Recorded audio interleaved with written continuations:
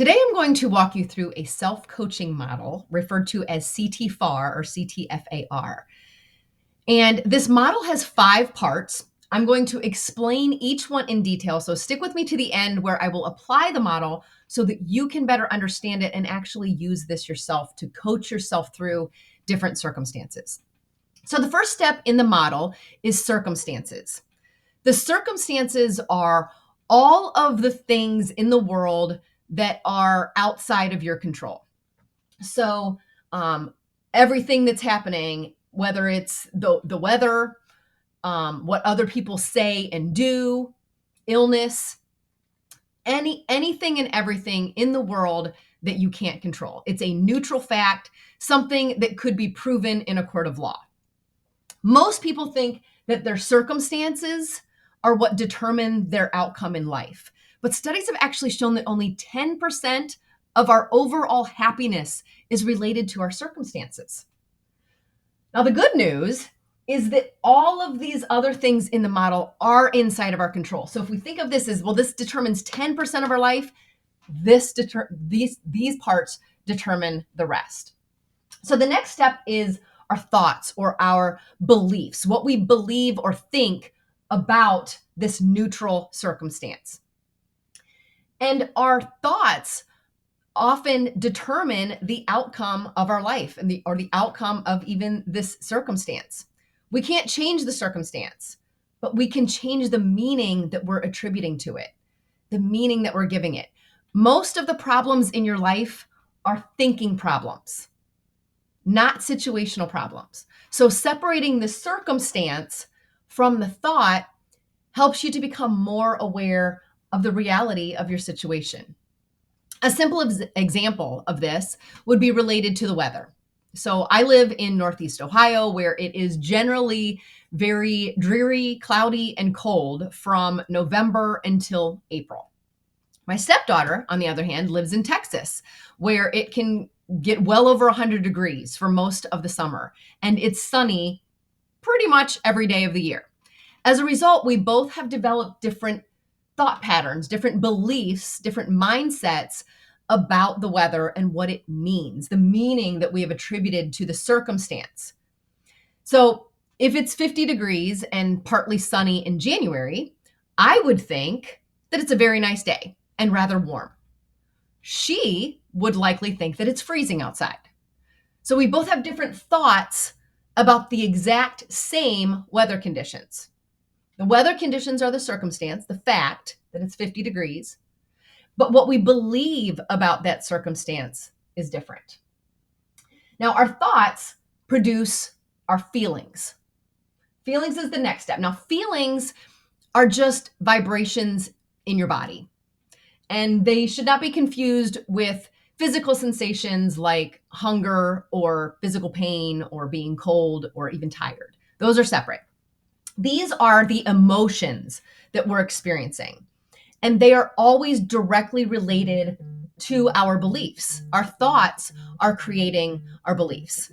Now, most people think that our feelings come from our circumstances, but it's what we believe about our circumstances. So in the previous example about it being 50 degrees and sunny in January, I would be ecstatic and I would want to get outside for some fresh air because I'm so happy about that, right? My stepdaughter would not be so happy and would likely stay in her house with the heat on. So this shows that our feelings then generate our actions. Our actions are our behaviors, our actions or inaction, what we say, what we do. Our feelings drive our actions.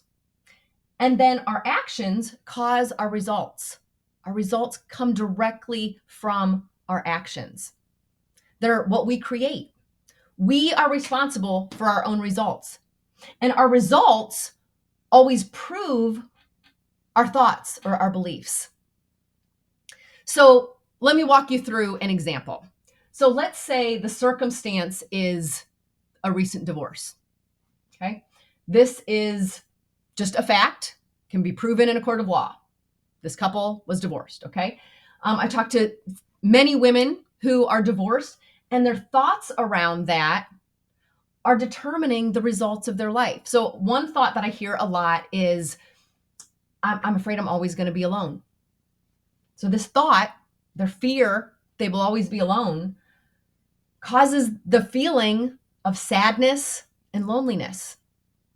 And when they feel sad and lonely, this will generate their action, which oftentimes is to withdraw. And when they withdraw, it causes the result. The result is that they're alone. Okay, so you can see that the result proves the thought. Another example of how we could work through this, maybe you're feeling overwhelmed at your job and maybe frustrated with all of the responsibilities that you have, or maybe it's housework. Okay, so you're feeling overwhelmed. So if you feel this feeling, you'd ask yourself, well, what thought am I having about my circumstance? My circumstance is just the fact, work. Okay, what am I thinking about that? Maybe I'm thinking there's too much responsibilities, I can't handle it all, there's not enough time. Okay, all of these are then driving this feeling of overwhelm. And when I feel overwhelmed, a lot of us, when we feel overwhelmed, we shut down.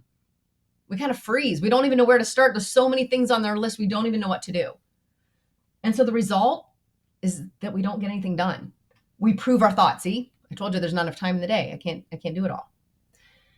Now, I mentioned we can change our thought. So I like to think of your brain as like a 4-year-old child, okay? And kind of talk to it, because it's hard to change our beliefs. So maybe you say, you start with maybe or possibly. It's possible I can get this one thing done today, or maybe I can get this one thing done today. Or another way to do it is think about what you want to do. What do you want the result to be?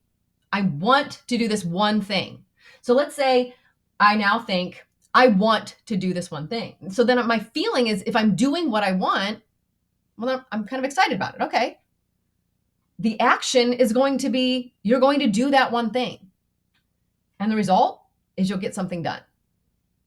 Okay. So you can see how this is always going to prove your thought. I hope that this was helpful.